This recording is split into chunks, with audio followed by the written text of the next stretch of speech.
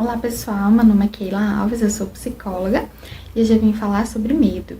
Conhecer um pouquinho mais sobre esse assunto com vocês e peço para vocês deixarem, por favor, aqui nos comentários algum medo que vocês têm, que vocês já tiveram, que vocês conseguiram, às vezes, lidar com esse medo e foi sozinho ou precisa da ajuda de alguém. Deixa aqui então o seu comentário sobre o assunto medo, vou gostar muito de ler.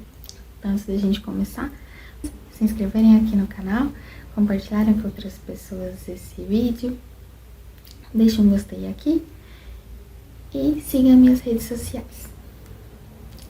Então vamos começar a falar sobre medo, e o medo que eu vim falar hoje é o medo nas 4 fases da vida. O medo na fase infância, adolescência, vida adulta e velhice. Também para explicar que o medo é uma emoção comum a todos nós, principalmente porque ele é um meio de defesa. Você conseguir discernir se aquilo é bom ou ruim. E o medo na infância acontece muitas vezes de acordo com o ambiente. Então, por exemplo, o bebê, normalmente o medo que ele mais desenvolve é ou de algum barulho muito alto e muitas vezes de estranhar as pessoas. Esses 2 medos são comuns porque tudo que sai do cotidiano desses bebês que ainda não falam, e o único contato que eles têm normalmente são com os pais, ou os avós, ou as pessoas que convivem com ele naquela casa o tempo todo. Então, qualquer mudança, qualquer novidade para eles realmente vai tirar eles do conforto e vai causar medo. E como o bebê não sabe falar nessas idades, ele só vai expressar chorando e muitas vezes vai deixar os pais de cabelo em pé, porque não vai de imediato saber o que está acontecendo. Algumas vezes pode saber, porque algumas vezes quando é medo de algum barulho alto, eles vão demonstrar enquanto está dormindo, aí acontecer esse barulho e a criança começa a chorar. Então aí sim dá para identificar. Mas quando não é isso, e aquilo aparece, não é nesse momento, e aquilo aparece do nada, os pais podem ficar preocupados.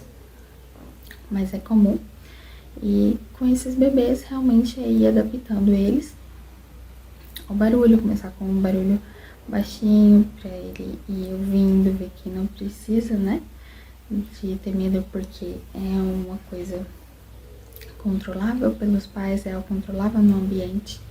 Então, e aos poucos adequando essa criança a esse barulho, e aos poucos adequando a esses parentes ou amigos que ela não vê constantemente, mostrando às vezes foto, mostrando eles de alguma forma, para que quando essa criança os encontre pessoalmente, não tenha mais esse susto, e para que não faça com que os pais passem uma vergonha na frente dessas pessoas que essa criança está assustando ao fim. Vai para a fase da criança. Alguns medos.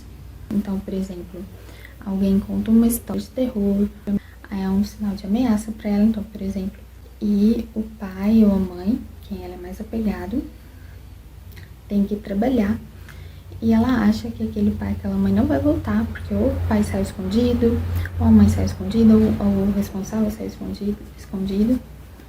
Sente medo de ficar sozinha. Esse medo não pode ser desvalorizado, ele realmente é um medo para essa criança real. Então, os pais e responsáveis não podem, em momento algum, achar que esse medo é bobeira, e sempre ficar junto, próximo, mostrando para ela se aquilo realmente, então tá sempre ali perto para orientar e para prestar atenção se isso está começando a atrapalhar o dia a dia, está começando a atrapalhar o desenvolvimento dessa criança. Para caso isso aconteça, procure ajuda psicológica, procure ajuda médica, para ser verificado todas as informações, feito uma análise do que pode ser. Outra fase da adolescência. E essa fase da adolescência é muito difícil, porque os adolescentes normalmente não gostam de ficar falando da vida com os pais, com os familiares. Eles gostam sempre de estar entre os colegas, ou sempre quietinho lá deles, no quarto ele é reservado, então esses adolescentes muitas vezes é difícil de saber o que está acontecendo com eles. Medo de não se adequar, então medo de ter que mudar para se encaixar. Então sempre está presente também a esses adolescentes, tentando conquistar deles o máximo possível de espaço para que eles conversem, que vocês possam orientá-los. Caso realmente também seja algo que esteja atrapalhando o convívio deles com os outros e um sofrimento enorme para ele mesmo, procurem também um psicólogo ou até mesmo um psiquiatra, caso seja necessário, para fazer a avaliação. Na idade adulta, começa vários outros problemas e o medo acaba sendo também uma forma de tentar ali se ajustar em meio a tanta turbulência que acontece. Então, o adulto muitas vezes medo de algum animal, algum inseto, de morrer, medo de que as pessoas próximas morram. Muitas vezes na idade adulta aparece o que nós chamamos de transtorno de ansiedade, transtorno de depressão, que nada mais é do que os sintomas de depressão e sintomas de ansiedade que começam a ficar inadequados. São sintomas de medo excessivo, de reações fisiológicas, reações comportamentais e emocionais alteradas. E com isso o adulto, quando realmente não dá conta, pede ajuda, que é o melhor caminho. E na velhice, os velhinhos, os avós e as avós, na maioria das vezes, o medo deles é falecer e não ter conseguido ver os netos, ver os filhos crescerem, ver os filhos se formarem, realmente perder a vida e não ter visto e nem feito várias coisas. Então, os familiares, as pessoas que convivem com esses idosos, sempre estar ali próximo, dando autonomia para eles, mostrando que eles podem sim fazer quanto à vida, eles ainda podem fazer o que precisam e como podem fazer.